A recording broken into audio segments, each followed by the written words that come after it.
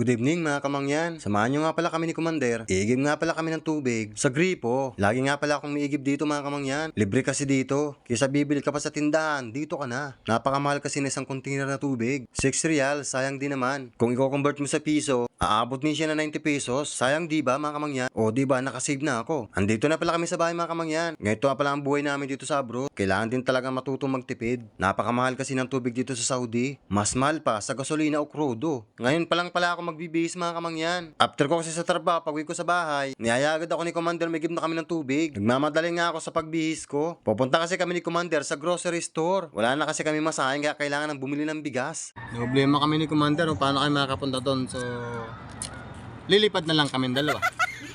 Sa oras. Hindi, kapit ka sa akin. Bibilang tayo na kapit. Hindi mo sa pagsara tayo ng ano. 2, 3. Yo, dito na kami sa City Flower. Dito na kami. Samahan nyo kami mga kamangyan. Mamimili tayo. Let's go!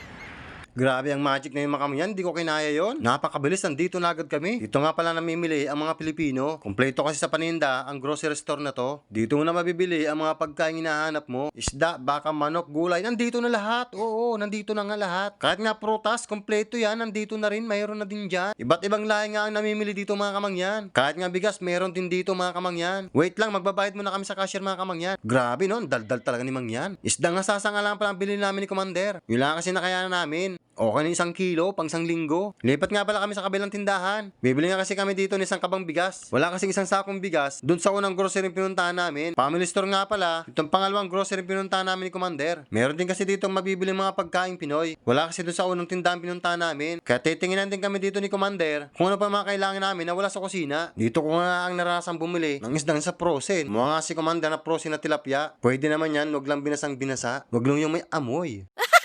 Ay, ang panghianak ng titing. Mukha na ako ng tinapay dito at kinain ko na nga mga kamangyan. Nagutom na kasi ako kabubuntot kay Commander. Hay, nahihilo na talaga ako kaikot-ikot sa tindahan ito. Hindi ko alam kung anong pinagkukuha ni Commander dito eh. Hay, salamat, sa gulay na kami. Kuha na lang kami dito ng ilang pirasong talong mga kamangyan. Namiss ko na kasi magtortang talong. Nakakasawa na kasi puro manok na lang ang ulam. Magkakabuni talaga ang mangyan dito, anak ng titing.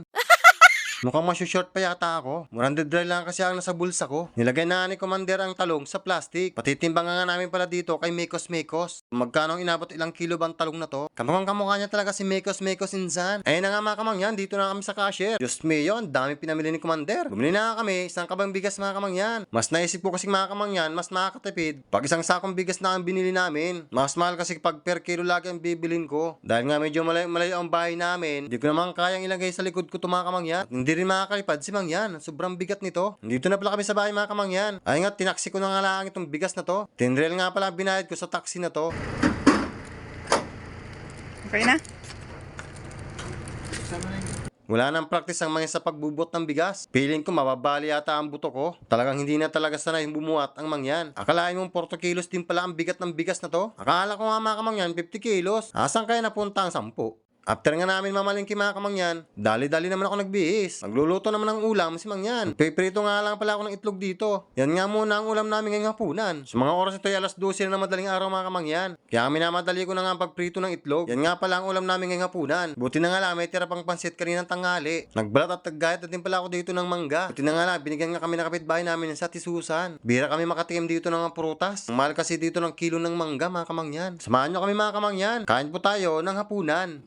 Okay na sa amin yung mga ganitong pagkain. Ang malaga, basta nakakain, ay sapat na. Hindi naman laging ganito ang ulam. Paminsan-minsan, masarap din. Kapag nakakalog-log kami ni Commander, minsan manok at isda naman. Kung minsan, nakakatikim din kami ng karning baka sa loob ng 1 buwan. Basta nakalog-log lang at may budget. Sabi nga nila, wag daw magtipid sa pagkain. Hindi naman sa nagtitipid. Nagbabudget lang kami ni Commander. Mas iniisip kasi namin ang makaipon. Sa totoo lang. Mahirap talaga ang buhay dito sa abroad mga kamangyan. Kailangan mag-ipon. Dahil hindi habang buhay, lagi tayong malakas at andito sa abroad. Darating ang panahon, pag hindi natin kaya, mas pipiliin na nating umuwi na ng Pilipinas. Hindi kasi habang buhay, malakas tayo sa pag-abroad. Diyos me, sobrang drama ko na talaga no. Pati nga yung ketchup, napanggigilang ko na. Ang tagal kasi lumabas ng sauce, ang tagal tumalsik.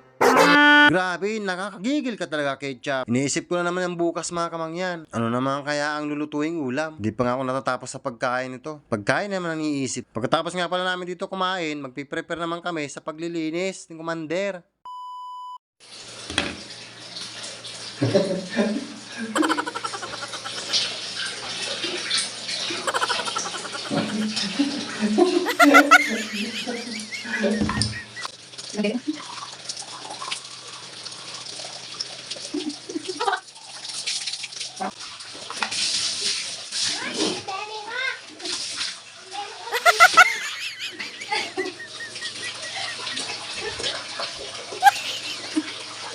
Magre-ready na nga ako ng higaan namin dito mga kamangyan. Natutulog na nga kami at maaga pa nga ang duty namin bukas. Alas 8 nga pala ng umaga, kailangan gising na ako. 8:30 alis na ako kasi alas 9 ang duty ko. Si Commander naman alas 11 ang duty niya ng umaga. Balo po talaga magpuyat, kailangan matulog ng maaga. Mahirap kasi magtrabaho kapag kulang ka talaga sa tulog. Sa mga oras na ito ay tutulog na kami. Good night po! Kinabukasan nga mga kamangyan, numaan nga pala muna ako sa ATM machine. Mag-withdraw nga pala ako ng 200 real. Naputulan kasi kami ng wifi. Hindi kasi pwedeng hindi namin bayaran yung wifi. Ito lang kasi yung libangan namin dito sa Saudi. Napakalungkot talaga kapag wala kang wifi. Mas magastos kapag maglo-load pa ako. Hanggang dito na lang muna ang bidyong ito. Maraming salamat sa inyong panonood. Huwag kalimutan pakilike, pakishare ng bidyong ito. Tapos na, bye bye!